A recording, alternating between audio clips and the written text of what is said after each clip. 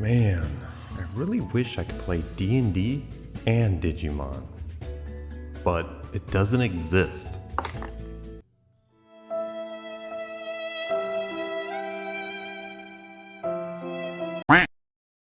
Hello and welcome to One Shot Wednesday, where we get to show you our interests and hopefully something new. Twitter, what a magical place. It can show you hidden gems and loud farts. Luckily, my Twitter page pointed me in the right direction. Snickelsox creates Homebrew for Dungeons & Dragons. He teams up with LluisAbadias to create the art for his concoctions. There was one creation that drew my attention. The Digimon. Digiborn are created from my understanding, the digital essence of Digimon and the imprint of humans. Their lore is very loose so that you may tie them in to any pre-existing world, though from the looks of it, they belong in some sort of Conan the Barbarian setting.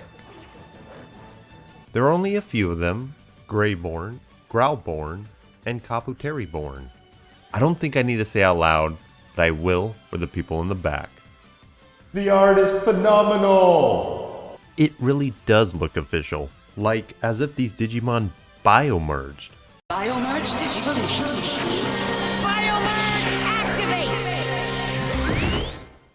Or some sort of spirit evolution.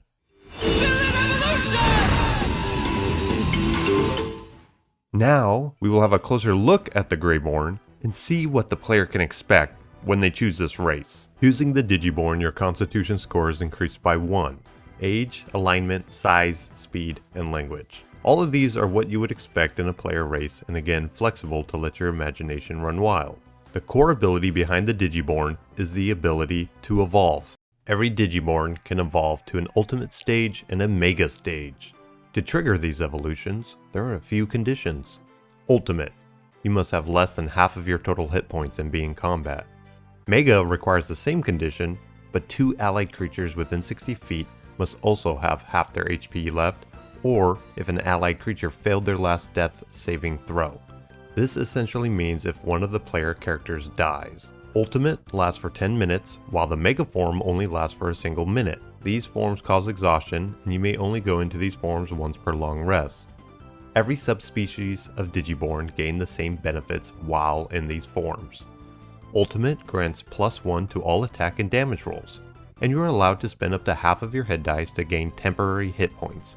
These hit points expire if you return to your normal form. Mega grants +2 to all attack and damage rolls. You have an advantage on skill checks and saving throws you are proficient with. You are also allowed to spend all of your hit dice to gain temporary hit points, which expire if you return to normal. Choosing the Greyborn gives the Digiborn unique stats and abilities. Your strength score is increased by 1, and you gain a new ability called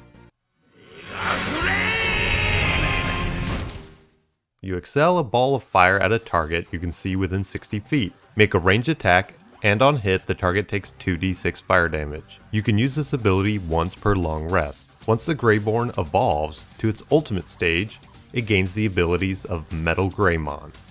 Being partially Digizoid, the Greyborn gains +1 to AC. They also have a new ability.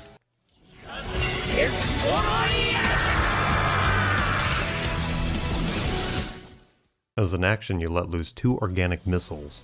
Make a ranged attack against 1 or 2 creatures you can see within 90 feet. The target takes 2d6 fire damage per missile. This attack ignores up to half cover.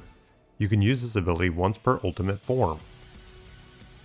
And finally, we have the Mega form, which is inspired by War Greymon. Metal Wings. You gain a flight speed equal to your movement speed. Full Digizoid. You gain +2 to your AC. And finally, a new ability. You throw a 10-foot sphere of energy into a line for 45 feet. Each creature in the area must make a Dex saving throw, taking 4d6 radiant on a failed save. As a reaction, you and any allied creatures within 60 feet can choose to use a single hit dice, adding the roll to the total damage of this attack. You can use this ability once per Mega form. This is a lot to remember. This is definitely meant for people who have experience with D&D. I do want to review this player race a bit, even though I'm very biased when it comes to Digimon. This player race is themed very well and adds a lot of flavor to the experience, but there are just a few things I want to mention. Number 1, it being a little underpowered in some regards. At low levels, if you're able to evolve to these forms, you're going to destroy whatever the Dungeon Master throws at you. But at later levels, these forms become a little lackluster even with the improvements of the damage dice. This player race only ups your ability scores by 2, where most player races up it by 3. The abilities of this particular Digiborn need to have more than one use. I do see on the Growlborn that it has increased uses based on its Constitution modifier.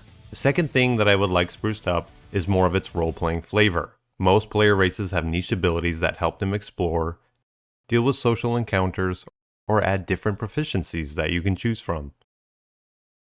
All the abilities that the Digiborn and Greyborn provide is strictly combat.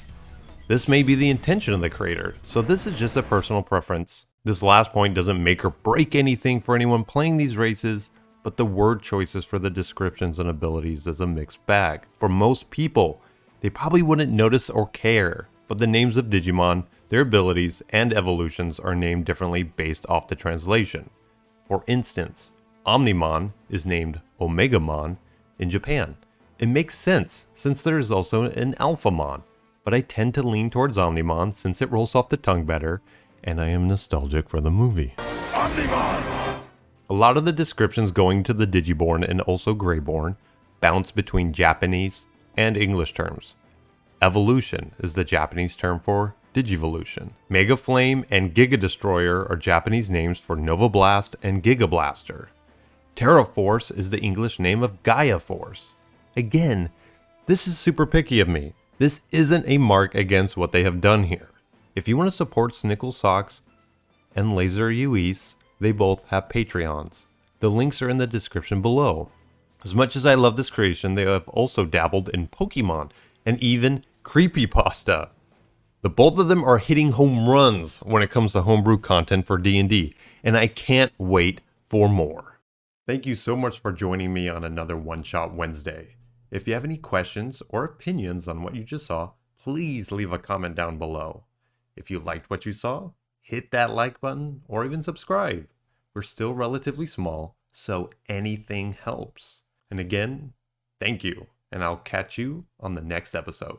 Bye-bye.